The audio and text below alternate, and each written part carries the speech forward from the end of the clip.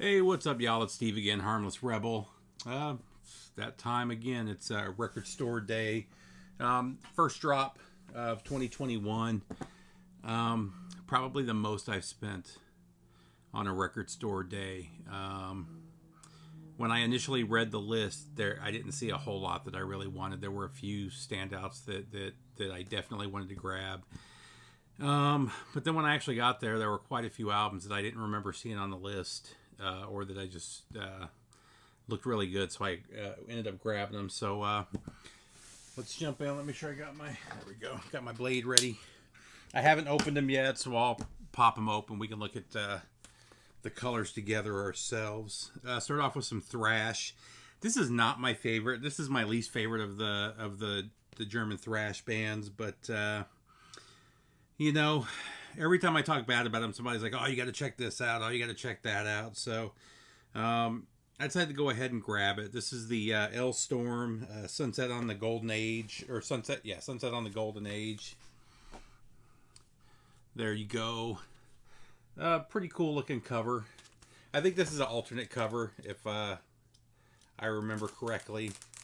I think this came with some artwork too that's only available through the record store day pressing. Let me see if it's in here, or maybe the front cover is the artwork. Actually, let's open up see what it looks like on the inside.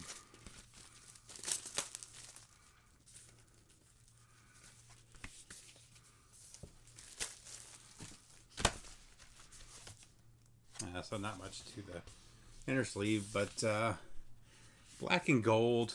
Yeah, I thought I read somewhere, maybe not, that there was a 12-inch art print. Is it in the middle here? I'm just not seeing it. I don't see the 12-inch art print. Oh, there it is.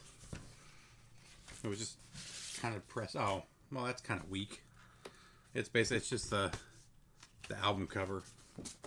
I don't know what the deal is. That's kind of lame. I was expecting something different, something more, I guess. And let's see. It's on. It's nice looking vinyl. Gold with black splatter. So looking forward to checking that out. Not a whole lot of thrash on record store day in general. Maybe some Anthrax here and there, but there we go. We got the L Storm. I want to set this stuff. I got a huge mess going on my desk here. So next up, this is one I was really excited about. I've got a couple of their bootlegs from this era. It's nice to have an official pressing. But this is from the On Through the Night tour, When the Walls Come Tumbling Down.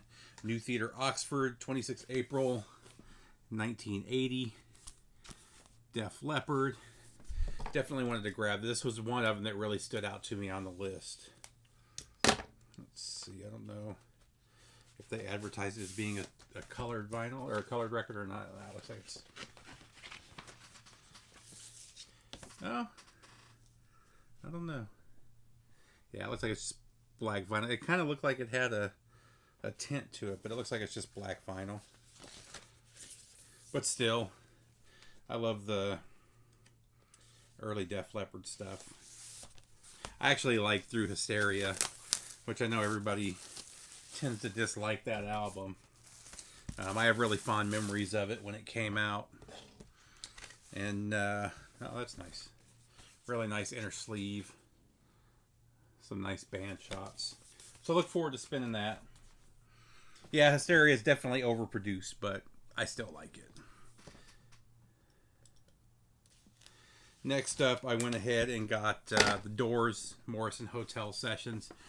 Limited edition of 16,000. I don't know that would be limited edition, but I went back and forth on this one. Yeah,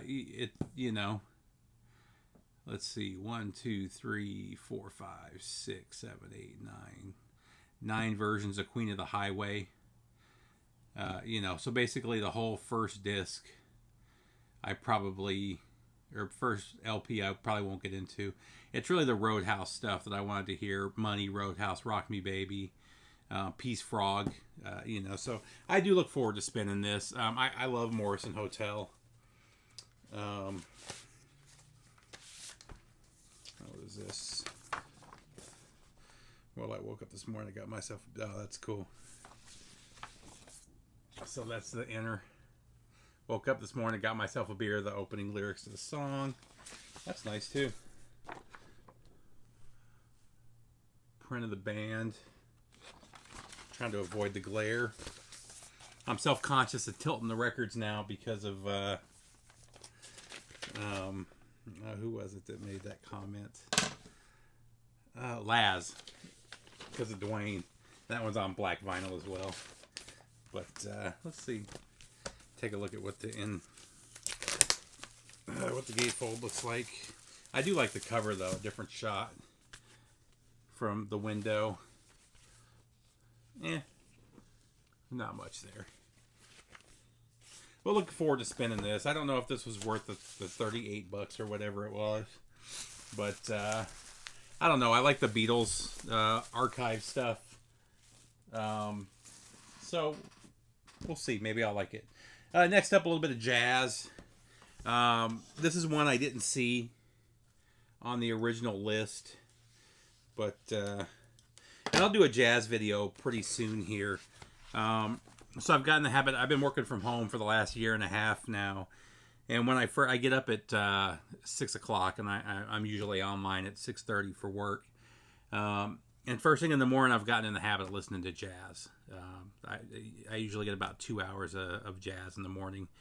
And it's something my wife really likes too. She likes waking up and hearing jazz playing while she's getting ready for work. So I'll do a video. I've been buying a lot of the Tone Poet series, and then also Analog Productions is doing the Acoustic Sound series, and they're releasing some really killer albums. And so I've been listening to a lot of jazz lately. But anyway, I really like Thelonious Monk. This is the Palo Alto Custodians mix. If I remember, I just read up on this briefly. He did some sessions at a school, and the Custodian recorded them. Let's see if it says. Oh, there we go. Journey back into Palo Alto High School sold-out auditorium in October '68. Monk and his quartet delivered extraordinary performance. The historic concert, exactly, it was recorded by a still unknown high school custodian. So, look forward to checking this one out. And I'm not sure if this has been released before or not. It probably said it on there, on the hype sticker. But, a nice shot of him on the inner sleeve. Oh, I thought this one was 2LP. Oh, it's got some, oh, that's cool. So it's got a copy of the original bill that they would have handed out at the high school. So Palo Alto High School International Club presents Thelonious Monk and his quartet. So you got Thelonious Monk, Charlie Rouse, Larry Gales, and Ben Riley. And the Jimmy Marks Afro Ensemble also played. So this is pretty cool. And then let's see what this is. Just a really nice write-up of the event. Let's see if we can... Just a couple of really good shots in here of Monk. Who else?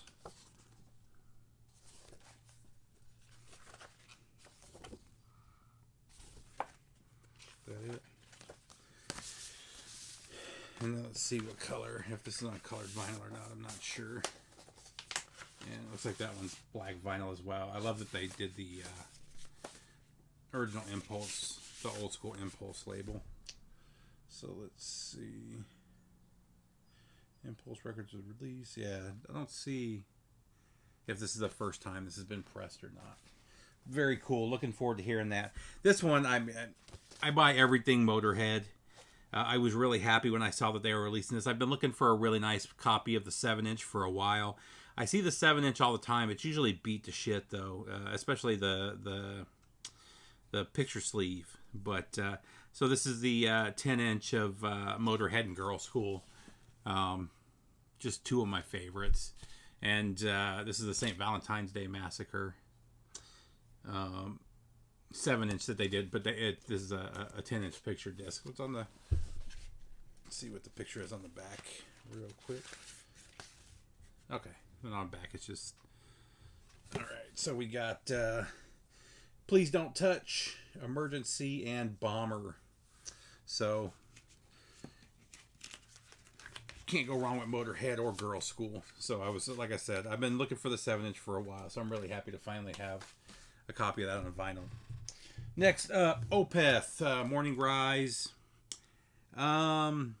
This one came out on MOV a couple of years ago. I bought one other Opeth on MOV, and I didn't think it sounded good, so I didn't buy any of the others. So when I saw that they were going to press this one, I had to grab it. The other Record Store Day pressings of the Opeth albums have all sounded really killer.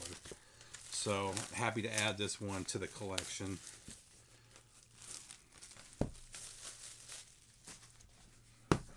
I believe this one is on blue, which I don't know why they would do blue, but it's like a turquoise. I don't know how well that's going to show, but there you go. So again, looking forward to spinning that one. That's another one I was pretty excited to get a hold of on LP.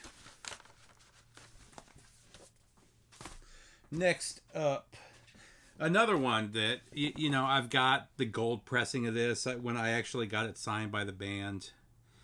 But I'm a collector. I had to get it. This is what color is it? Limited edition.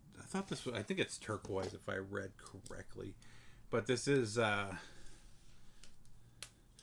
Striper, Goddamn Evil.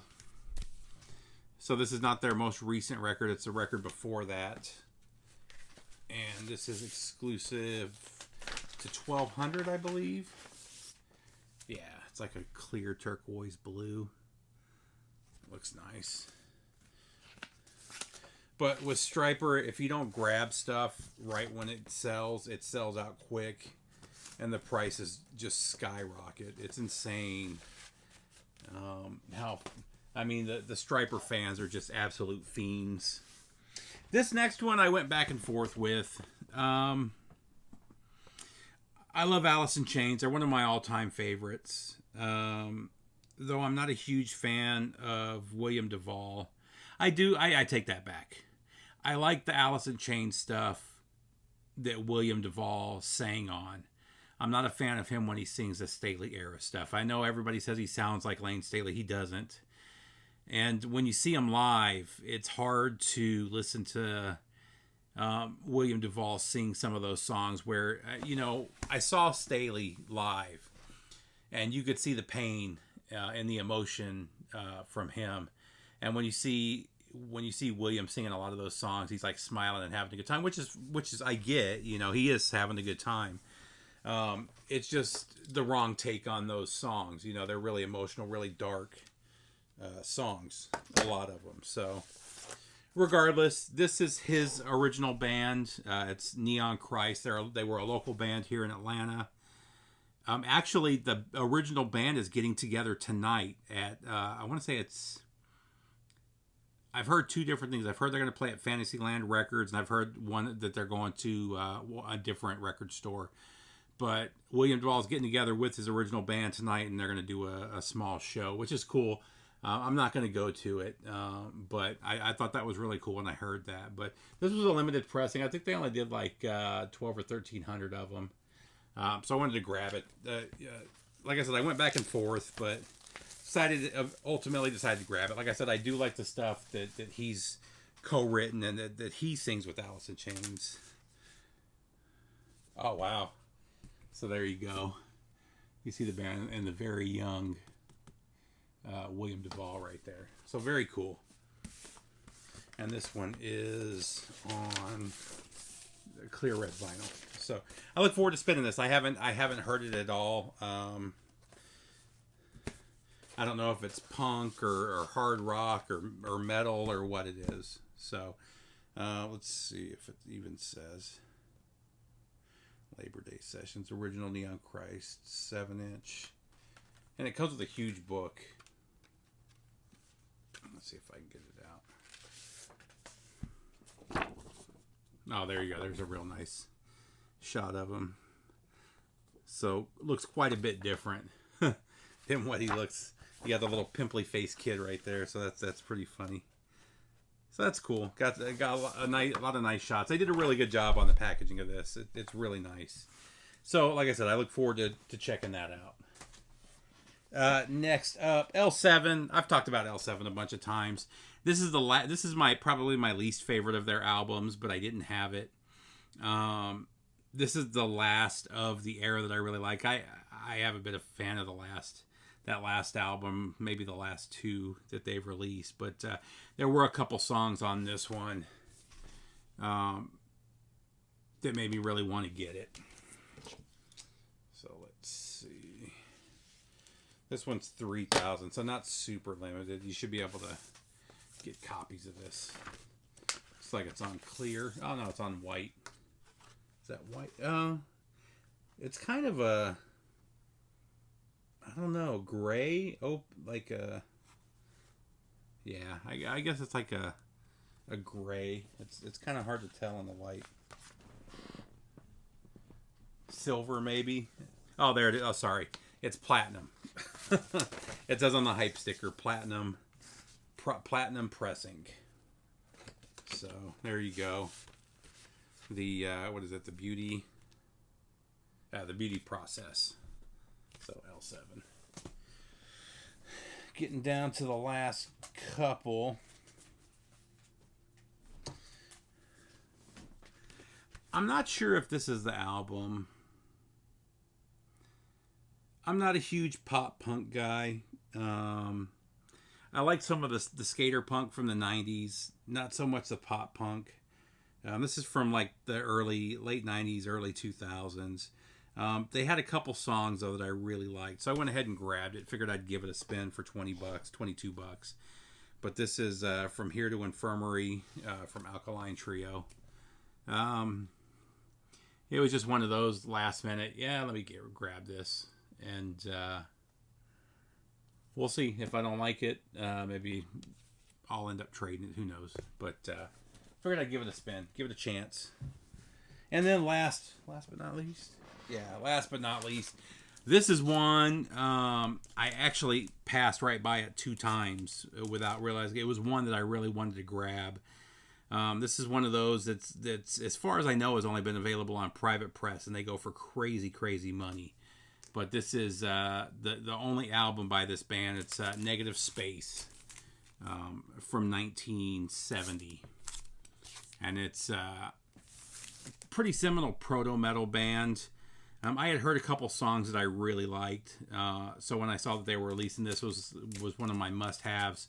The first record store day I went to, I got there at 5:30. They opened right at 8. I was 3rd or 4th in line, and they got no copies. And he didn't even remember if he ordered it because he had never heard of the band before.